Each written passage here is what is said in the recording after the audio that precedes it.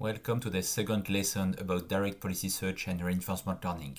This lesson is dedicated to the presentation of direct policy search methods. So first, a word about the fact that we will consider the case where the controller that we want to optimize is a neural network. So I won't explain the functioning of a neural network in details because this is widely available information on internet. But what matters is that we will consider a set of parameters theta, and this theta corresponds to all the parameters of a neural network, namely the weights and the biases of each neuron. So by changing theta, you change the controller P of theta, and you want to take the best actions in all states so as to optimize the performance depending on theta. And the idea of policy search method is to look for the best theta to optimize this performance. In this lesson, we will consider two families of approaches, the cross-entropy method, or CEM, and CMAES, and similar methods of the same family, and the other family will be finite difference methods. So let me explain you how the cross-entropy method works.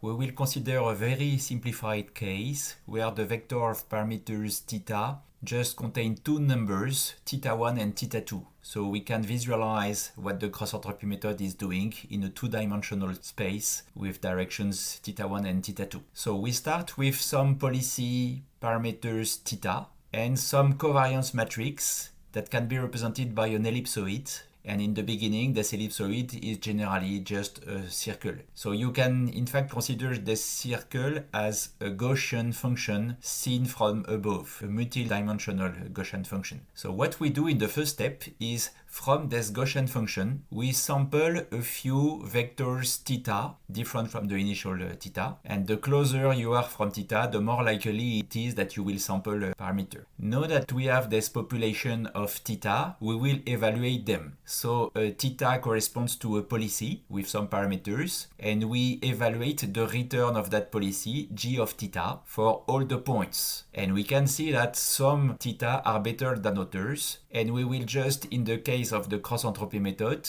split our population in two sets, those that have a high return and those that has a low return. In practice, for instance, here we take the 6 best policies into our population and we discard the rest. This moves us to here. We have just kept those gray vectors, and from those gray vectors we can compute a covariance matrix which defines a new Gaussian distribution over the remaining elements of the population. Then we will add some noise to the corresponding Gaussian function, so we will just increase the sigma parameter of the Gaussian, and this will give us a new ellipsoid that is again a Gaussian seen from above, a multidimensional Gaussian again.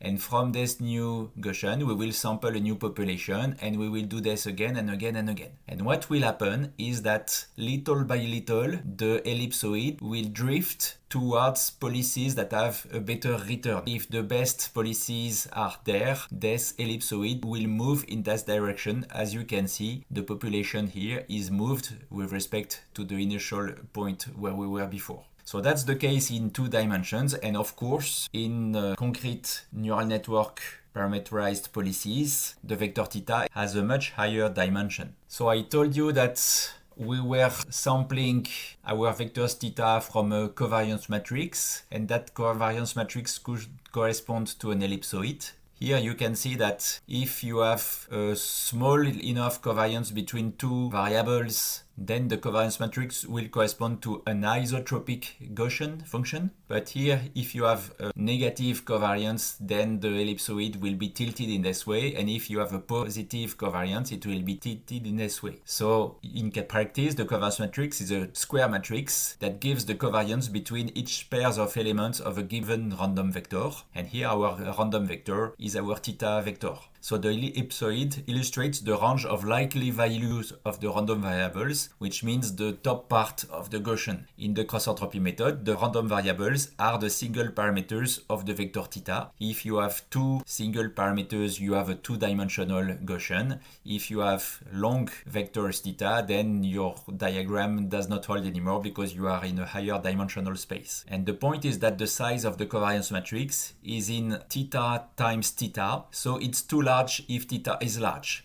And in practice, with neural networks, you often have more than 1000 parameters, which means more than 1000 times 1000 matrix, which means 1 million or more parameters, which is difficult to manage in memory. So in that case, when theta is large, instead of using a complete covariance matrix, we just use the diagonal of this covariance matrix, which makes things easier but a little bit less accurate. Now let's see again how it works and compare to CMAES, which is this algorithm, which is one of the state-of-the-art evolutionary algorithms. So here you have the same diagram as before, but I have added one information, which is the return of the corresponding policy. And the idea is that the stronger the yellow, the higher the return. So your best policy should be there. So you are starting from here. You start with an isotropic Gaussian, you sample the black dots that you have here, and you can see that the return of those policies, since they are closer to here, is larger than the return of those policies, so you will ignore those, and from those points, the covariance matrix will be the green ellipsoid here. So your new population is here, the centroid is somewhere there, so you have moved in this direction, which is actually the direction towards your goal. And again, you will sample a new population from this ellipsoid, and little by little, your ellipsoid will drift toward the goal region. And now to explain the difference between the cross-entropy method and CMAES, in the cross-entropy method, we keep the best elements and we'll discard the rest. So it means that each element has a common weight and the centroid of the new population is just the barycenter of the kept element. In the CMAES method, they do something a little different. In fact, they weight the different individuals depending on their performance, so on their return in that particular case. So they will assign a large weight to this one, a smaller weight to this one, etc., etc. And you can see that in practice, the ellipsoid generated by CMAES moves faster than the one generated by the cross-entropy method in that particular example. CMAES uses many additional tricks, and it happens that when you combine the cross-entropy method with reinforcement learning algorithm, often it works better than CMAES. So in most of what I will present to you in the next lessons, we will use the cross-entropy method rather than CMAES. Now let's move to a second family of methods, which are finite difference methods. We are in a case where we have some policy parameter theta, and we don't know the derivative of the performance of the policy depending on theta, the derivative delta of g theta. And the fact that we don't know that derivative comes from the fact that we are doing black box optimization. We assume we don't know analytically this function g of theta. The intuition behind the finite difference method is that we can replace the derivative of g of theta by some approximation. So for a small enough epsilon, we have the derivative of this function, which is quite close to this particular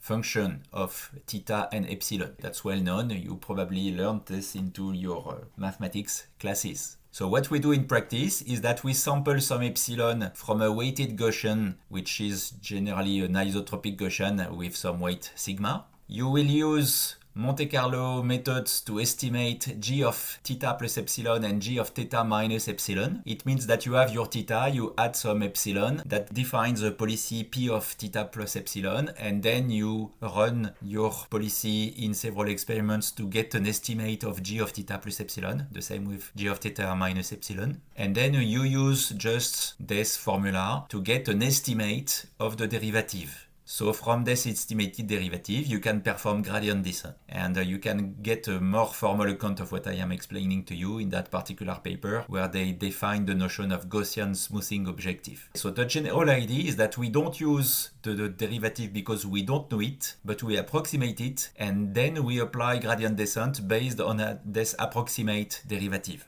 There are several variants of finite difference methods. By contrast with the previous slides where I was making the sigma explicit just to mention the Gaussian smoothing objective of the paper from Choromansky et al., here I will just say that we sample an epsilon from this Gaussian, and I will have the sigma explicit in the formula. Okay, you can see the sigma that appears here. My point that I want to show you here is that you can have different estimators from the derivative of your function. The vanilla one needs p samples if you want to get population of estimator is this one. So the idea is that you just sample 1 epsilon p times, and from this p epsilon I, you will get this estimate of your derivative. Another idea is, that's more similar to what I have shown you in the previous slide, to sample 2p epsilon. So you get the plus epsilon and the minus epsilon as I have shown before. And then your estimate of the gradient, when you have many directions, you need those p elements. The estimates will be this one. And finally, there is one that is called the forward finite difference estimator, which does the difference between g of theta plus sigma epsilon minus just g of theta. In OpenAI AS, which is the one used in the Salimans paper that I mentioned in the introduction, the gradient is estimated with just the vanilla estimator. But in the augmented random search paper, which is this one, which is also very well cited, they compare the different variants and they show that the one that is the best depends on the problem. There have been some improvement over OpenAI ES and similar finite difference methods. The first idea is that instead of sampling random epsilon, you can consider that you have some estimate of the true gradient. Here, this is a guiding distribution. And if you think of it in reinforcement learning methods, what you get is some estimate of the gradient, depending on the trajectories that you sampled. And in this paper, they show that you can improve the efficiency of finite difference method by adding extra information about the direction of the gradient. They show that if you use CMAES or vanilla evolution strategy, they get improved performance. But by guiding it by some estimate of the gradient, they can get something that converges much faster. So these ideas suggest combining evolutionary methods with reinforcement learning, because reinforcement learning can provide this guiding direction to increase the speed of moving into the parameter space. Another idea is to use trust regions evolutionary strategies, which are inspired by trust region policy optimization method from the reinforcement learning literature. Again, you should have a look at my policy search playlist if you want to know more about this. So the idea is to draw better than Gaussian directions, and I won't go into the details about this method. Now we have the elements to compare the different families. So one thing I want to make clear is that finite difference methods are gradient-based direct policy search methods. So all direct policy search methods are not gradient-free, but in practice they are derivative-free. So you don't need to know the function, so you don't need the derivative, but you approximate this derivative and then you apply some gradient. As you can see in OpenAI ES, you have a backprop step applied to your population using an approximate gradient. And in the case of OpenAI ES, they use ADAM. So they use advanced gradient descent techniques. By contrast, in the cross-entropy method and CMAES, we don't even use a gradient. We sample policies around the current one. So we do not compute a variation to the current policy, and we don't apply a gradient. The new policy is just a weighted barycenters of the sampled policies. So you cannot use techniques like ADAM in these methods. But to improve the methods, instead of sampling random directions with a Gaussian, we use an updated covariance matrix where the covariance here tells you what is the best direction. So an open and interesting question is, does using ADAM optimization in finite difference method compensate for not using the covariance matrix? And also I told you that cross-entropy method and CMAES were suffering from the necessity to represent a covariance matrix which can be very large when your parameter space is large. So the question is, do finite difference methods scale better than those methods? Because in those methods, when you want to increase the scale, you can just use the diagonal of the covariance matrix. So the general idea is that a lot of such questions are still open in direct policy search methods. And if you want to have a look at the research on advanced derivative-free methods, you can have a look at this paper, for instance. And that's it for that lesson. Thank you for listening.